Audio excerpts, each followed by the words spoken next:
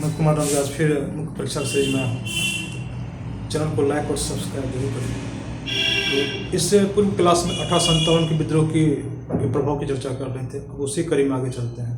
अब 1857 के विद्रोह का प्रभाव आम मतलब कि भारतीयों पे क्या पड़ा। तो प्रमुख रूप से 3 वर्ग ने ही भाग लिया था इस विद्रोह में, देसी राजा और उसके मित्र, जमींदार और जनसाधारण। तो पहले हम देखते हैं देसी राजा पे क्या प्रभाव पड़ा। तो देसी राजा ने इसलिए भाग लिया था कि अंग्रेज अपने साम्राज्यवादी नीतियों के कारण ही जो है ये लोग परेशान थे। इनके राज को हड़प लिया जा रहा था, इनका अस्तित्व ही खतरे में पड़ गया था। तो अंग्रेज इस विद्रोह के अनुभव पर इस निष्कर्ष पे पहुंचे कि इनका हित इन देशी राज्यों को बनाकर रखने में ही है। अब विचार उठता है कि अब प्रश्न उठता है या विचार उठता है कि अब अंग्रेज ये क्यों सोच रहे थे।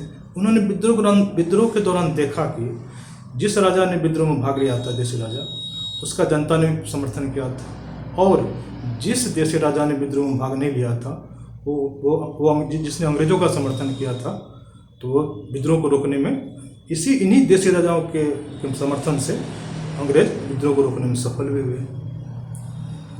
जैसा कि लॉर्ड कैनिंग ने इन लोगों की बहुत बुरी प्रशंसा की है। इन लोगों ने विद्रोह को थामने का काम किया।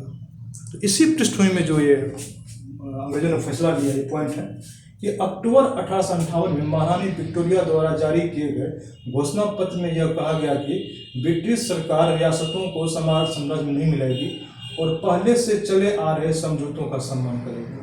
प्रसिद्ध इतिहासकार विलियम ली वार्नर ने 1858 के पश्चात देशी रियासतों के प्रति अपनाई गई नीति को अधीनस्थ एकीकरण की नीति की संज्ञा दी है।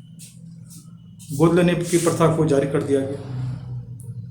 हालांकि धीरे धीरे जो है इनके अधिकार भी सीमित किए गए। अब आगे देखते हैं। 1858 के बाद अब जो है हम जमींदार पे क्या प्रभाव पड़ा उसको देख लेते हैं। तो 1858 के बाद अंग्रेज अफसरों ने यह महसूस किया कि समाज में अस्थिरता बनाए रखने के लिए परंपरागत रूढ़िवादी ढांचा ही बनाए रखना श्रेयस्कर है। इसलिए जमींदारों को बनाए रखने की नीति को अपनाई गई और बहुत से जमींदारों को पुनः जमींदारी को लग रहा था कि उनकी सामाजिक प्रतिष्ठा, भूमि छीन लेने से उनकी सामाजिक प्रतिष्ठा भी जा रही है और आर्थिक प्रतिष्ठा भी जा रही है। शुरू में तो अवध के जमींदारों को लगा कि जब जमींदार के प्रति जब अंग्रेज उदारता हो अपनाने लगे तो जमींदार को लगा कि अंग्रेज अभी पैर जमा रहा है, जैसे ही पैर जमेगा फिर उसको उखाड़ के फेंक दिया जाएगा। देखिए अंग्रेजों ने कितनी अच्छी नीति अपनाई कि खुद लॉर्ड कैनिंग ने 1859 में अवध में जाकर के कई तालुकादारों को सनद प्रदान किया, और जिन जमींदारों ने अंग्रेजों का साथ दिया था विद्रोह को दबाने में, कुचलने में, उनको सम्मान दिया गया। इस तरह जो है अंग्रेज जमींदारों को मित्र बनाने में सफल रहे। हालांकि जमींदारों के अधिकार भी कतरे गए। उनकी न्याय और व्यवस्था बनाए रखने की नीति को कतरा के उससे अधिकार छीन लिया गया। जैसा कि हम लोग सभी लोग जानते हैं कि बाद में राष्ट्रीय आंदोलन में जमींदार जो है अंग्रेजों का साथ दिया।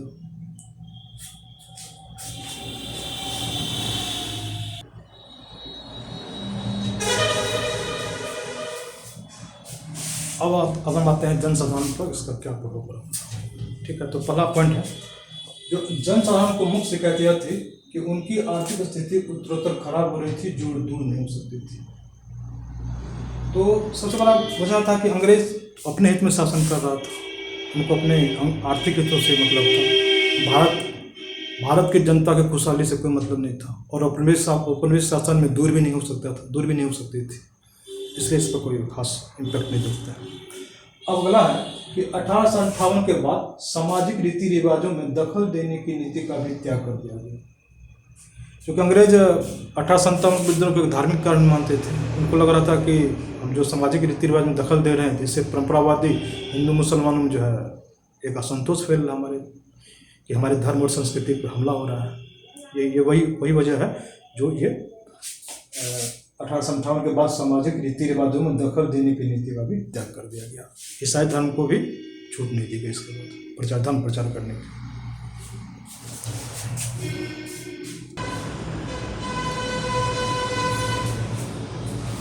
अब अगले प्रभाव की ओर आते हैं। पॉइंट है कि 1857 ये घटनाओं का शासक व शासितों के संबंधों पर प्रभाव पड़ना स्वाभाविक ही था। इस दौरान काफ़ी जातीय वैरभाव पैदा हुए जिनसे अंग्रेजों व भारतीयों के मध्य विश्वास हुआ। नाना साहब ने जिस तरह अंग्रेजों को संरक्षण दिया फिर उसका कत्ल कर दिया गया, ये अंग्रेज को भूल नहीं पाए। और दिल्ली में इसके बाद जो है अंग्रेजों ने जिस तरह महलों को लूटा, दिल्ली में दंड देने और फांसी देने का कार्य महीनों तक चलता रहा, गांव के गांव जला दिए गए। अंग्रेज अधिकारी सख्ती बरतने की नीति को अपनाते रहे। हालांकि कैनिंग ने कहा कि जिस पे जो सही में अब दोषी है उस पर कार्रवाई होनी चाहिए, लेकिन कैनिंग का भी मजाक उड़ाया गया। आज तक इतना ही, आज इतना ही। धन्यवाद।